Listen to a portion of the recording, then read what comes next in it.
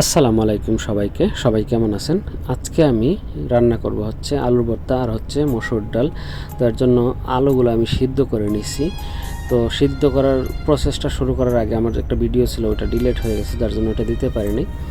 তো এখন সিদ্ধ আলুগুলো আমি ইলেকট্রিক ওভেনের মধ্যে ঢুকিয়ে দিলাম, কারণ এই আলুর মধ্যে অনেক পানি আছে। পানিটা শুকানোর জন্য আমি ওভেনের ভিতরে দিলাম 15 মিনিটের জন্য। তো 15 মিনিট হয়ে গেছে, এখন আমি আলুগুলো নামাই নিতেছি। এই যে দেখেন আলুগুলো কিন্তু একদম শুকায় গেছে। যেমন আমরা অনেক সময় আগে দেখছি, আমরা মাছ চাষির আগে চুলার মধ্যে মানে লাকড়ির চুলার মধ্যে আলু দিত, আলু পুরা দিত। তো ওই পুরো আলুর ভর্তা কিন্তু অনেক মজা হতো আর কি। তো ওভেনের মধ্যে দিলে এরকম পুরো আলু হয়ে যায় আর কি, পুরো আলুর ভর্তার মতো অনেক স্বাদ লাগে। তো এর জন্য আলুগুলো পুরা দিলাম আর কি ওভেনে। তো আলুগুলো এখন ছিলে নিলাম, নেওয়ার পরে দেখেন কত সুন্দর একটা কালার আসছে, মানে খাইতে অনেক মজা হয়েছিল। তো এখন এই পুরো আলু ভর্তা করতে কিন্তু শুকনো মরিচ আর হচ্ছে সরিষার তেল দিতেই হবে মাস্ট। তো আমি এখন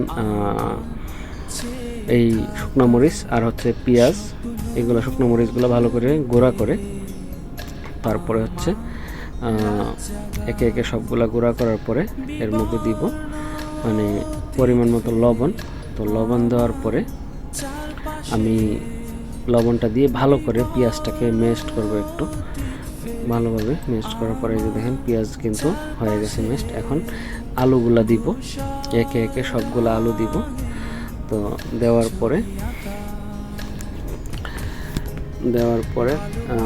এগুলো আলুটাকে ভালো করে মিক্স করব, সরষের তেল দিয়ে মিক্স করার পরে যে দেখেন আমার ভর্তার কালার দেখতে কতটা সুন্দর লাগছে, খাইতে আরও অনেক বেশি মজা হয়েছিল। তো সবাইকে অনেক ধন্যবাদ ভিডিওটা দেখার জন্য।